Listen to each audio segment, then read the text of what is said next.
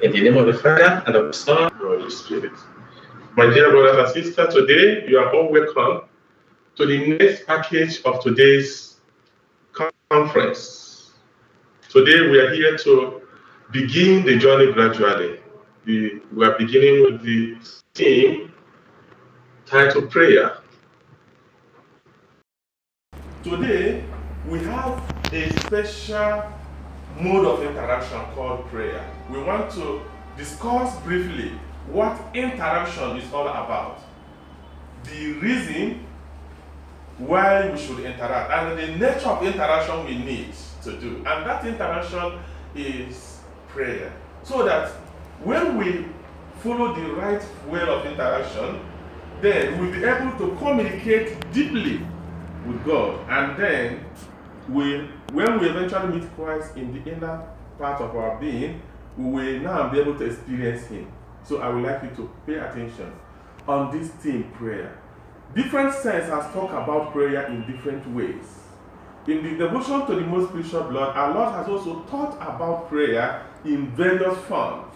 We are going to do a little analysis, a little explanation on what prayer is. So we begin with, what is prayer?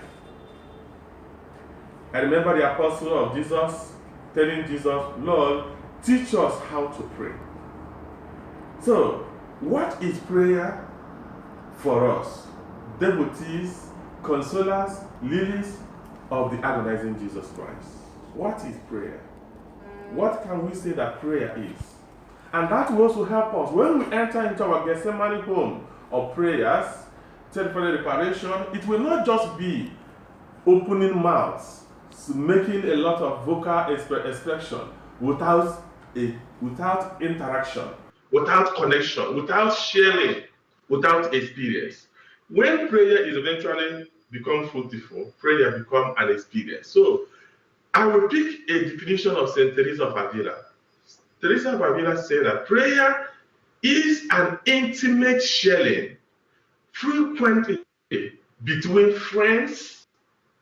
It means taking time frequently to be alone with Him who we know loves us. So, pause on this meditation, on this definition. Look at this definition in parts. We're eventually coming back into it again. And again, something that is important you should know is that what food is to the physical body is what prayer is to the spiritual soul. So for us, if we begin to slim, we become weak, we may even fall sick because we are no longer nourishing ourselves. The people who are outside there who have nothing to eat will understand the importance of food. So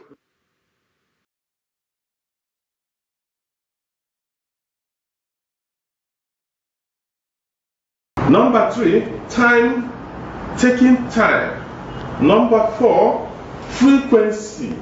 Then number 5, to be alone with God. Number 6, the last, to believe that God loves us. It is, if you'll be interested, we go back and listen to that definition again for you to see these 5 elements.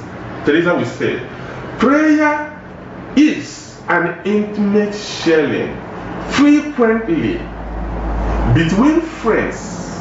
It means taking time frequently to be alone with Him whom we know loves us. So, going back again to that 6 elements, we take them one by one. Sharing friends, taking time, frequency, to be alone with God, to believe that God loves us. These 6 elements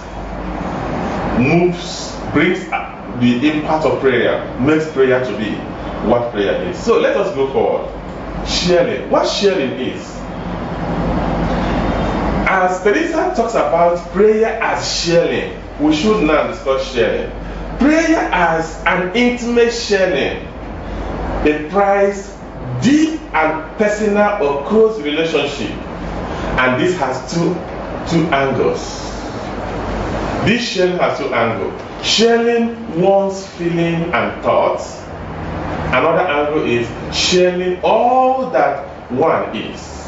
From sharing one's feeling and thought, we can bring out some important points here. We have 4 levels of sharing one's feeling and thoughts. At the first level of sharing one's feeling and thought, we have sharing at the level of greeting. What does it mean? The prayer means having time to greet the one you know. Some people doesn't even know that Jesus needs our greeting. We need to tell Jesus, my Lord, how are you? How do you feel today? Have I caused you any pain? Has anyone caused you any pain? So sharing at the greeting level deepens relationship. When you see somebody in the morning, you greet the person, you smile the person is somehow being attracted to you, or you will be attracted to that person. The person appreciates you. It's easy off. So in prayer and sharing at the greeting level is learning how to use your local language, your personal dialogue, not just a mechanical prayer you cram in your head. Jesus, good morning. How do you feel today? What have I done? What have the world done to you? You are happy. You look at the face of the Mother of God, look at the face of the agonizing Jesus Christ, and greet them. Second part, at this sharing at feeling and thoughts, we have sharing at the news level. News level is at the level where you will be able to carry the news, all that happens around you, all that you have known, you have experience, all the encounter you have within the day, you bring them in prayer. That is news. Jesus, you know what happened today? I met my friend, and my friend was so happy. He was telling me how you have blessed him, how you have lifted him up. Jesus, today was so terrible in the market. Nothing could happen. Everything was so difficult. People were dry up. A lot of people are suffering. At that level of sharing at the news, you bring information, things that are very intimate to you, and you are sharing it with Jesus. That is what you call sharing at the news level. So people need to tell Jesus what is happening. We can tell Jesus about the coronavirus that is ravaging the whole world. It's the news. So at the level of sharing one's feeling and thoughts in prayer, so you have to learn how to share everything about with the one you love. If you're hiding anything, that becomes, it's no longer an intimate prayer. Remember the definition we are talking about, definition of Teresa of Avila. Sharing, we are still at the level of sharing. So the other third part will be sharing at the feeling level. How you feel, your mood, your happy, your joy, your sadness, and so on and so forth. This is the third level. On the first angle, sharing of one's feeling and thought. And the last one here will be sharing at the heart level, heart to heart, level to pour your heart to God. It may even be emotional. It may even be pain that is filling your heart. It may even be everything. At this last level, is like emptying one's heart before the Lord. So at the level of this emptying, love becomes deep. Prayer makes more meaning. So the first angle to rush it up for you to take it up is at the sharing of one's feeling and thought. We have sharing at greeting level, sharing at the news level, sharing at the feeling level, sharing at the heart level. That's what it is. So on the second part, the prayer can also be looked at as total surrender to all that one is to God. So here, which is second part, it can be, we call sharing all that one is. All that one is. Everything that you are, you share. Now, at this particular level, we have also about 5 important points here. To be there before you, Lord, that is all. In fact, at this particular sharing is sharing of everything you have, being available to God in everything. Shutting the eyes of my body here is that you have to learn to close the eyes of one's body, to look beyond the physical, to penetrate to the heart of that one who loves you. It can also be shutting the eyes of one's soul. And if we're able to do that, that also can be still and also silent. Those who understand this is those who have married. When relationship is beginning, when the relationship is at the beginning level, a lot of people make a lot of noise. In fact, the second part of sharing is the deeper part of relationship, a deeper part of sharing. When relationship is beginning, people talk so much, you tell a lot of stories. But when relationship has taken deep, has stayed longer, then sharing is no longer at that type of sharing where people begin to talk. Sharing becomes like emptying oneself. In fact, at this particular level, you know what your partner have in mind even before the person opens his or her mouth to talk. You can stay for months, you can stay for days without having much to share or have to talk. But the most important thing here is you are there for me, I am there for you. In fact, he said that should be at the level of being still and silence. At this level, we expose ourselves to you who is there exposed to me. Just like one saint happened to meet Jesus at Blessed Sacrament. This saint was so interesting.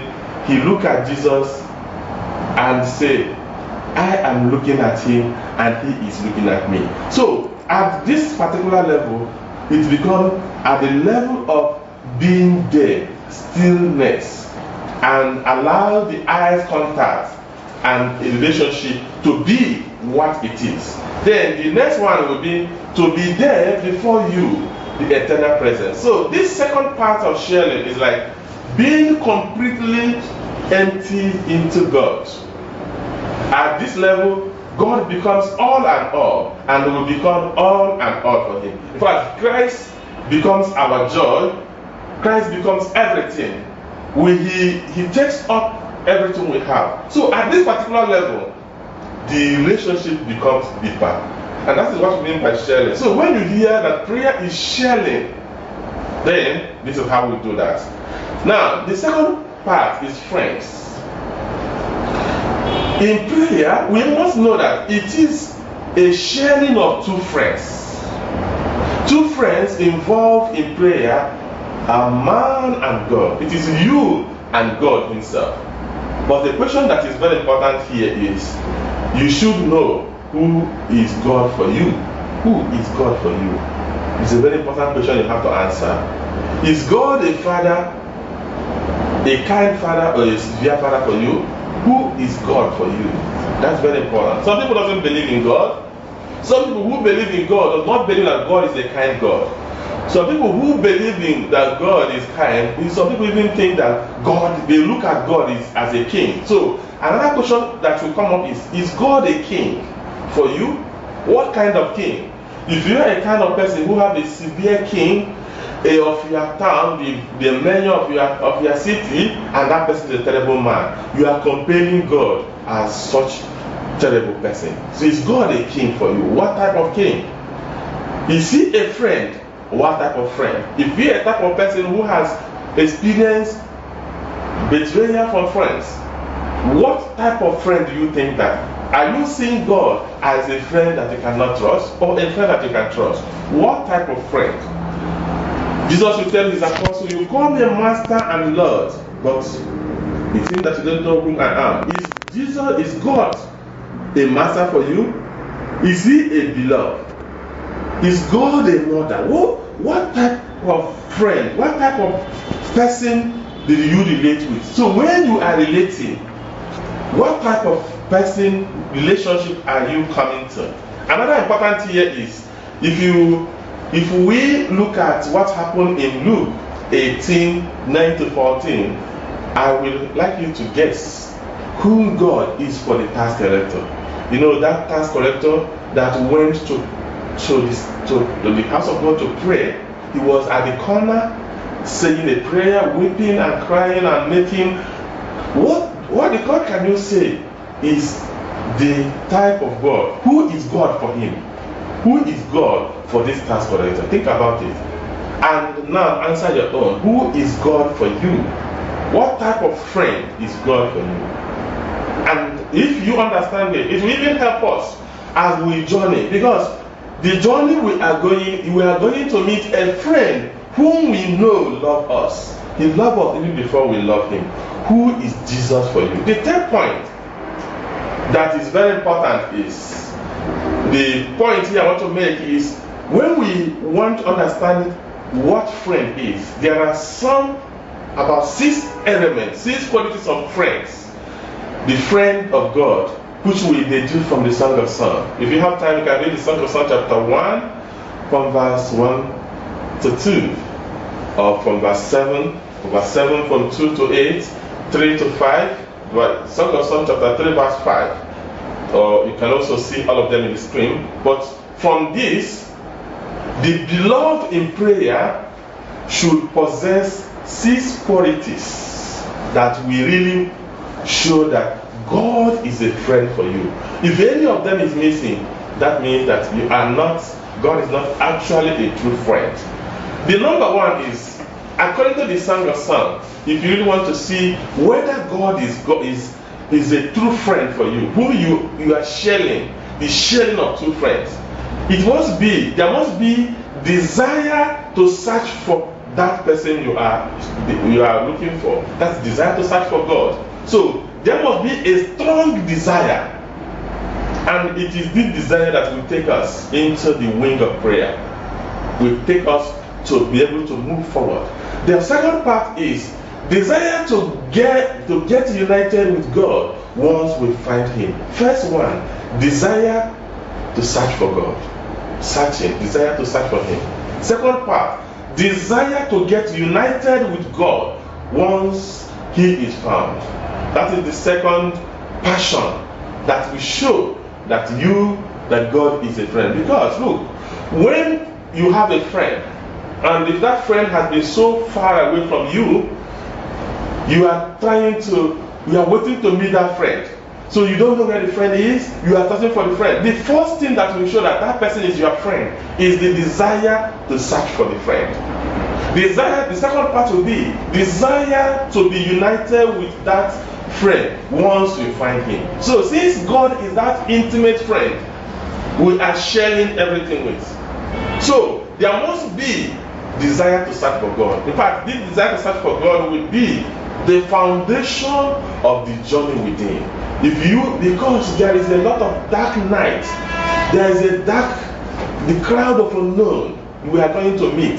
The only thing that will persist, that will help you to get in touch with him, to love him, is to be able to keep on searching.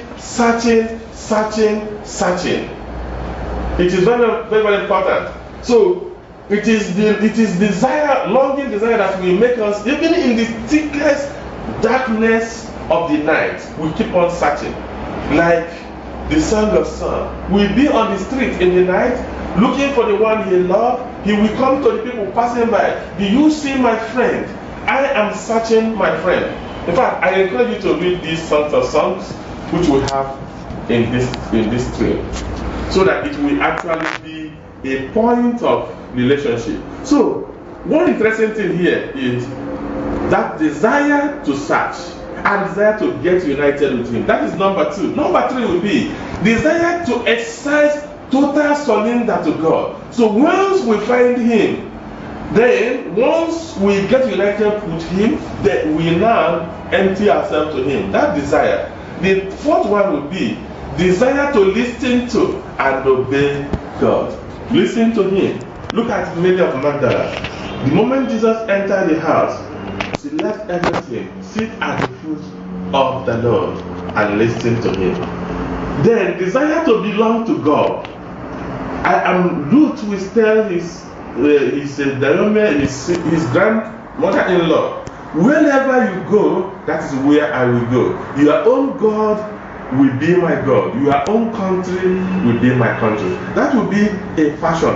Desire to belong to God. Desire to even to die for the one you are searching for. If God is the true friend we are searching for in prayer, that desire will even be desire to die. It must be desire that I have no other person that I'm searching for. It is you only that I'm searching for. I want to emphasize here, for all who are listening to me, that this strong desire is the force that will sustain us when we begin to move in the deep dark night of unknown, the thick darkness of the crowd of unknown, in the journey within. It is not just if you just enter there must be persistent. You continue to knock, hit the crowd, the thick darkness, with passion, with the desire, longing desire, filled with love for that darkness to open. God will not just allow you to just come here and you don't find Him. There must be yearning. Imagine friends. At times, even in the word friends at times hide themselves to the one that love them, to test whether they actually love. And that is why God finds His interior self, Himself, empty Himself within us, and reside in the chamber, in the inner tabernacle of our heart, waiting for us to find Him. So, the struggle, the difficult of journey within is that passion that we know whether you are really a true friend of God. Take note of another point here. Now, from these 6 qualities of true friends of God, we can now say that prayer is the love of man longing to get united with the love of God. As we see in 1 John chapter 4 verse 8. Love of man longing to be united with the love of God. In fact, two love struggling to unite. That is what prayer is. Two lovers searching for themselves. Prayer is an encounter between love and love. So, it must be a journey of love, which desire, yearning to meet and united and empty oneself. That desire that will make one even to die when we find Him. I cannot leave you. Look at St. Peter. When Jesus was about to go, he, out of this yearning, he told Jesus, even if other will scandalize you, even if other will abandon you, I will not abandon you. When Jesus resurrects, after the resurrection of our Lord Jesus Christ, Jesus met Peter and he asked him 3 times, Peter, son of John, do you love me more than others? Peter said, yes, I love you. Jesus asked him again, do you love me more than others? What Christ is actually setting up in his heart is Christ is trying to frame the fire of love in his heart. Let's move forward. The number 3, the Saint Teresa of Avila will say, prayer is taking time, frequently taking time. So there must be time. And he says, take time to pray. It is the road to God and His kingdom, the kingdom of justice, peace, and love. Here, only one point I want to make here. Before prayer becomes food, becomes nourishment, becomes sharing, becomes a friendly act, you must spend time. There are many friends who only want, they don't need your money, they don't need anything from you. He said, give me your time. Let me have time with you. With the busy world, I think one of the things God has done for us, the entire world, in this busy world, is to shut the world down. So that the world will have time to be closer to themselves. If the whole world will utilize it and seek the Creator, it will be one of the greatest joy the world can ever embrace. That is having time to go inside, pausing. How many times do you have for prayer in 24 hours of the day? 1 hour out of 24 hours? 2 hours? 3 hours? You have to ask that fundamental question.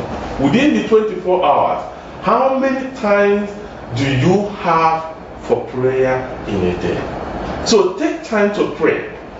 The Lord will tell us, it is the road to God and His goodness and His kingdom, the kingdom of justice and peace. Now, another thing about having time is frequency. When friendship grow up, people will like to be together. People will like to stay together, like to meet. Even today in our present world, when your friend doesn't even call you over the phone for a month, you will think that person have forgotten you. No. What is important now in prayer? God needs us always. He wants to be closer to us. In fact, the more frequency you approach God in prayer, the stronger the relationship. Just as it is in the world. The more you share your frequency, you are sharing yourself, you are meeting together and having time with one another, you are building up bonds, strong bonds that will hardly disintegrate.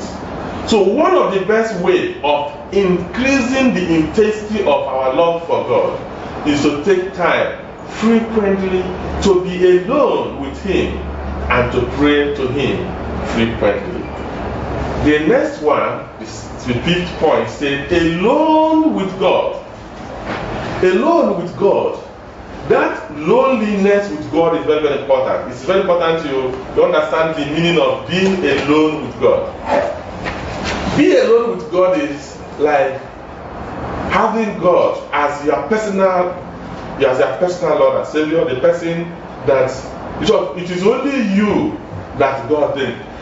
The partners will like to deepen their relationship when they are alone. That is why immediately after marriage, many people go to what they call honeymoon.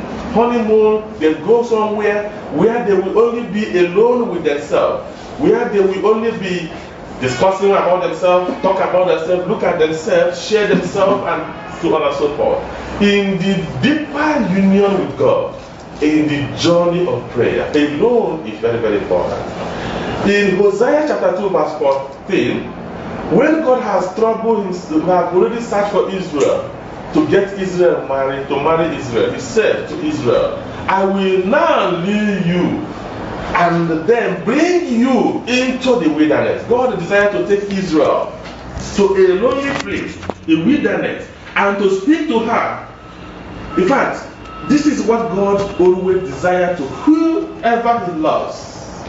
I will encourage all those who are making this journey to find time to be alone with God. In the Eucharist, you can create a garden of silence in your home. Look at Jesus. Any time throughout His ministry on earth, every evening He will go to the night, Gethsemane, to the mountains to pray. Many times He will withdraw from the people to commune with God alone in the alone. So Jesus do it up to He desired to be alone. If you go to Matthew 1 verse 35, Luke 5:16, you will encounter how Jesus is actually making this journey to be alone with Himself. Before we proceed to the last part, we will have 2 minutes to believe that God loves us.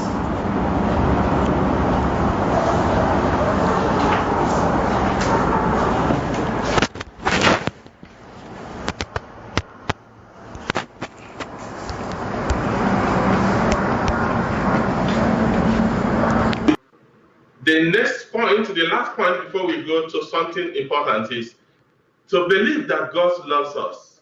Isaiah chapter 49 from verse 15 to 16, God asks, can a woman or show no compassion for the child of her womb? Even though the woman may forget, yet verse 37 to 39. Jesus cried out and wept for Jerusalem, and He said, Jerusalem, Jerusalem, how often have I desired to gather you like children, to gather your children together, like hen gather her own brood under her own wing, and you were not willing. So Jesus has a lot of passion for us. He desired to gather us together, to be with us, to protect us, even though we are pulling our head out. So what does it mean? It simply means that God cannot leave the world He created for Satan to take advantage of it, or even for Satan to come and destroy it. God is not a Father that will give after suffering, dying on the cross of Calvary, shedding His blood for humanity. God will abandon the entire world for Satan or for evil or for the Antichrist. One of the major reasons why God came to give the devotion to the most precious blood is to continue to show that He loves us. Why God wants to renew it in the heart. The appeal of 1995, console me, adore my precious blood. I am the agonizing Jesus Christ who loves you, is an indication to express and to show that God can never abandon us, cannot leave us without fighting and defending us. He is even willing to die 100 times for His own love, because He loves us. He can, if we give Him chance, He's ready to die every day to save us, provided that we will love Him. So it is important that we get to know and to understand this important truth, that God loves us and He desires even to do whatever, provided we are for Him and we love Him. So take note of that. So from all this definition, that we are making a journey with someone that actually loves us, it is good we take note of this. We take an important definition about prayer. Now it says, from the ongoing, we can define prayer as follows. Number one, prayer is the raising of our mind and heart up to God. Prayer is a dialogue.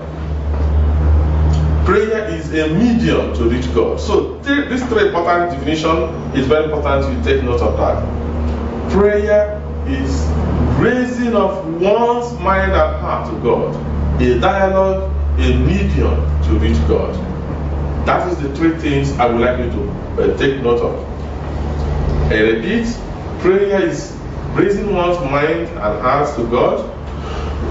Prayer is a dialogue.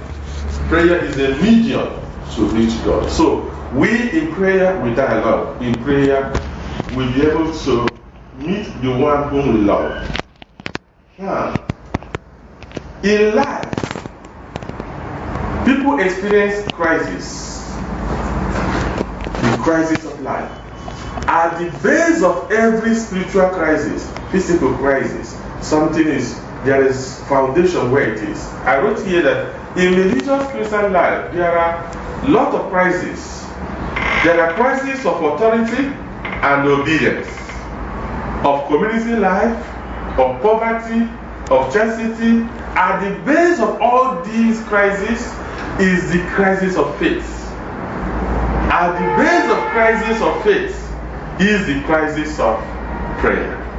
Most of our leaders who are having some crisis, if you look down into the depths, you now find out that they have crisis of prayer. They are not praying anymore. They pray without understanding what prayer is. When you see leaders competing physically with one another, struggling for position, leaving what is important to deal with, to go to something that is not important, struggling for external things, it is lack of crisis of prayer. At the base of that crisis is crisis of prayer. When you see some people begin at the same time begin to fight the church, create some crisis of faith, and even not going to church again, they have fundamental prayer problem of crisis of prayer that enter into the crisis of faith. They don't even understand what God actually wants. Or you see some people, they find it difficult to obey. They find it difficult to live a community life as the religious, and poverty and chastity and all sorts that will result to crisis of faith. Look at it, at the base is crisis of prayer. So when they don't know how to pray, When they don't pray anymore, now you now find out that they have this fundamental. Take note of this. I repeat. In Christian life, there are a lot of crises. There are crises of authority, who struggling to take over. There are crises of obedience, finding it difficult to obey. There is a crisis of community life. Even leadership group, they can't live together or work together as a team to carry a group together. Or they find it difficult to manage their poverty or their difficulties, or even to live church life. At the base of all this, you know that they will have crisis of faith. This crisis has its own base as the crisis of prayer. When prayer has a problem, every other thing is also in trouble. Now, how do we know that we are actually praying? Very important. Quality prayer goes with quality time, goes with strong faith and purity of heart. I repeat, quality prayer goes with quality time, strong faith and purity of heart. We take it one after the other. Okay? Quality time, we have discussed having time, not a time you are already tired from work, you don't have any other thing to do than carry your rosary to say a prayer. That is not what we call the quality time. Quality time is taking essential time of your day when you are strong, when you have all the energy in you, when you are not just to rest. A time that you're supposed to use for an active work, you take out small part of time and now spend that time for prayer. We are talking about quality time. You are using essential time, not time of rest for prayer. Because when you only take time of rest for prayer, what it will result is very simple. You enter with your rosary, you just sleep off. The prayer become a burden, or you use prayer at the time when you are doing other things, you are moving about.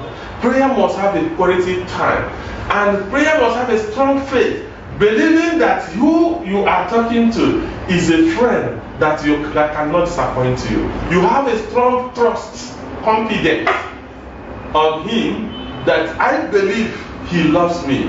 He knows my problem more than even my very self. And in this way, we're able to unite and relate with him. And there must be purity of heart. Such a heart should and will never have anything like grudging. You cannot pray and ask God to kill your enemy. You cannot pray, ask God to destroy those who hate you. You cannot pray and say, God, all those who are pursuing me, let their way, let them die, it must not be. You must have the same heart which Jesus had. The heart that is able to die even for the one he loved. Jesus said, love your enemy and pray for those who persecute you. You must offer, it must be a heart that is empty of any form of bitterness. It is a heart that blesses. It is a heart that seeks and searches for those whom God loves, or who is also willing to love those whom Jesus Christ loved and died for. So that's what we call purity of heart. It's a heart that is full of blessing, not heart full of bitterness. What prayer is not? Take notes from our prayer and our devotional messages in the Church Jesus will point out some of these important things.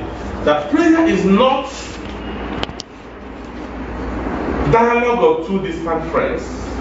Two people who are living far apart and they are talking to each other. In this way, you see themselves backing. Which you say that prayer is not like backing like a dog, shouting as if to say that your friend is there. When two friends are praying to move on, just the more your prayer becomes more intimacy and full understanding of prayer is there, the distance between us and God is becoming closer. We can now talk. Just as a point, when we enter into when we meet him in the inner tabernacle of our heart, we don't even need any voice. We are only gazing of love. And now, in this holy gaze, then the love of God embraces us and covers us. So, prayer is not like shouting, it's not like barking like dog. Prayer is not quarreling. Is in prayer, it's not something like you are doing an incantation, you are fighting. In your prayer, you see a lot of people in Africa, mostly in Africa, where I don't see people who are praying, they see themselves throwing themselves like prophets of Baal, throwing themselves down, wounding themselves, jumping up and down, hitting their head on the ground, pushing all the trees and everything down. That prayer is not. Prayer is a gentle relationship. It's not like fighting. It's not like fighting. It's a prayer. It's a dialogue. It's a communion. It's a transformation. It's not a mean where you now see yourself becoming violent. In such a way that everybody around you, all the tables in your house, you scatter all of them. You put in your television, you break them while you are praying because you feel that the anointing of God is carrying you. That is emptiness of prayer. It goes about, it is not just a prayer, but abuse of prayer. Prayer should not be a means of cheating friends. Some people come to prayer only to search what God will give them. No, it is also what you will give God. In prayer, we offer. That is why our Lord wants to change all the idea about prayer. The first appeal he gave to us is, console me, which is, give me something. He said, adore me. Two appeal that demand something from a lover. Jesus said, console me. Give me something. I need your consolation. I need your adoration. That in this way, as you are giving and adoring God, the love of God overshadows. So it's not just cheating. You're only after what is in the pocket of God. So you are following God because of what God can give, not what you can give God. So prayer should be, prayer is not cheating one friend. So you cannot cheat God. We have to offer God something. Prayer should not have an attribute of revenge. So whenever we are praying, and some people will go to Psalm 35 and say, God, oppose those who oppose me. That is Judaism. The Christianity, we say, God said, pray for those who hate you. Bless your enemies. If they ask for your coat, give them your inner one. If they demand for one journey, give them 2 miles. If they demand for a mile, to take him a friend to a mile, give him 2 miles. What does it mean? It actually means that prayer is just like a sacrifice. It can never be a revenge. It's a blessing. We go to the mountain to meet the Lord.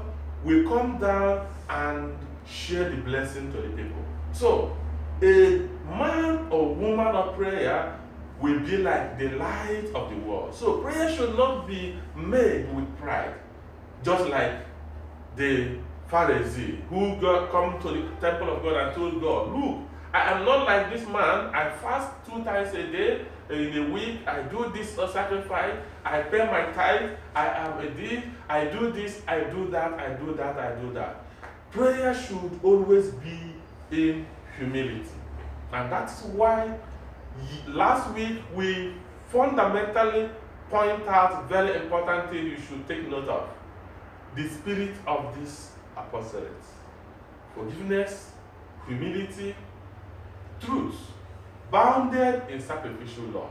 That is our spirit. And you should take note of that. Now, having known all this, I will also encourage you to do this following exercise. The scripture reading, coming week. I will ask a question to those who have done it. Read this. Luke chapter 15, verse 11 to 32. Psalm 42, 1 to end. John 4, 1 to 42. Matthew 23, 37 to 39. These 4 readings is compulsory to everyone who is following me in order to help you to move forward to what we have. Now, after you must have read these 4 readings, another exercise I would like you to do is first meditation that will help you to discover some defects you have about prayer. Number one, I imagine that I am sitting before Jesus and I ask Jesus what he thinks of me. You just like sitting down in your rooms, in your place, and imagine Jesus before you. Then you ask Jesus, what did he think about you? It's a prayer which I would like you to do. Then you ask him what sort of lifestyle he expects of you. So, what the type of life of the type of lifestyle he wants you to live. After you have done this now, you listen to him as he speaks to you through feeling, through thought, through motive, and through intuition. It may even be yourself talking to you. Some people will say, it's like myself, take down those things your feeling is telling you, your thought is telling you, your motive is telling you. Write them down. Write them down. Very important to follow this. I repeat it again. Sit down in your house, in your room, anytime this week. Then ask Jesus this question. Jesus, what do you think about me?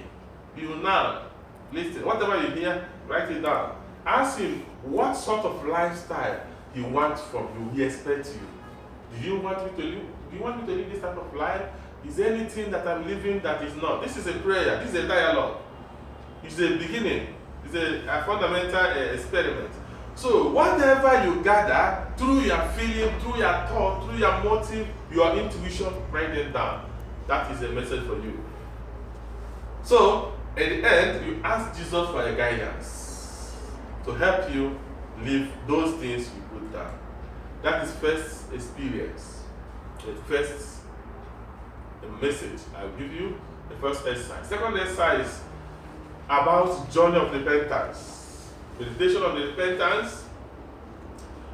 Then, after reading Mark chapter 1 verse 15 and Luke 7, 35 to 50, 36 to 50, you will now do this exercise. It says, imagine Jesus preaching to you and to everybody just as you have done so far and say, repent and believe in the good news. And also you imagine someone in the crowd inquiring from Jesus, what is the meaning of repentance? So, Jesus be the person to go along with him, maybe you. And Jesus enter a Simon's house, which is part of the readings we are going to see, and dine with him. You now know what repentance is. So the crowd too is invited. You follow the crowd and they enter the Simon's house. Suddenly, a sinful woman entered the house and sitting at the feet of Jesus. This woman wept bitterly for her own sin. When she got up and went out, Jesus asked the one who raised the question, what is repentance? Now, have you understand what repentance is? The one who asked the question responded, yes, Jesus, I now understand that repentance means to weep for my sin. So what I want you to do during the week is when you follow this process, go deep within you and know whether you have ever wept for your own sin. If you have never wept for your own sins, your past sins, weep, take time this week. After identifying them, weep for your sin. Then who are you in this? After understanding this thing, you can even ask yourself, are you the one weeping for your own sin? If you are weeping for your own sin, you have done the exercise. If you are among the crowd who are criticizing the woman, you are meditating over your weakness and your sins, you are bringing others, accusing others as those who are responsible for my weakness, of my downfall. Oh, this person is the one who have caused it. If not this person, I could have been better than this way. If many things come upon you and you are struggling, pushing it aside, that in the end, you could not weep for your own sin, then that means you are either the Pharisee, you are either the Simon whose house the dinner or the dining took place, or you are not even, you are just a passerby, those who is among the crowd, who just enter there, watching the drama without having a personal contact with you. Use this exercise if you understand them within the week and have a personal experience. Last week, I insist that every one of you should do the exercise which I gave. I have not received, and I expect that all those who are listening to me should do that one. If you have not done it, send the information to the email, to our own email, to the missionary emails, to the tell other email, so that we'll be able to know those who are actually following and those access you and access your information in our data. Whatever you have sent to us for those in tell other, we are going to put it in your file which we have. If your files are empty of these assignments, we know that you are not actually following any one of them. You can write it in German, I will read it, I will understand it. You can write it in Spanish, I will read it. The Holy Spirit will interpret to me the whole meaning. You can even put it in English. You can put it in Hungarian. Any language you think you can put it. The Holy Spirit knows all the languages. So I expect everyone to do this assignment. And all other assignments we have given, any assignment I've given in this conference, I expect you to do almost all of them and forward to us in your own language. Don't even write it in English. Put your dialogue there. When we load it in the system, we'll be able to translate it and know what you are actually writing. May God bless these words in your heart through Christ our Lord. Amen. In the name of the Father, and of the Son, and of the Holy Spirit. I will be faithful. I will be faithful. I will be faithful to you, agonizing Lord. I will be faithful. I will be faithful. I will be faithful to you, agonizing Lord. Eternal Father, I offer you all those who have listened to this message. Increase their heart, the fire of your love. May they love to meet you as a friend. May they love to pray. Put the spirit of prayer in all hearts that are yearning for you. Increase in their hearts the fire of your love. May they leave everything and find peace, joy in it. Save us from the man of ourselves. Increase your spirit and the spirit of faith in us, so that our journey within will help us to discover ourselves and discover you, and then love you above all things. In this world of confusion and commotion, may our heart find rest in you.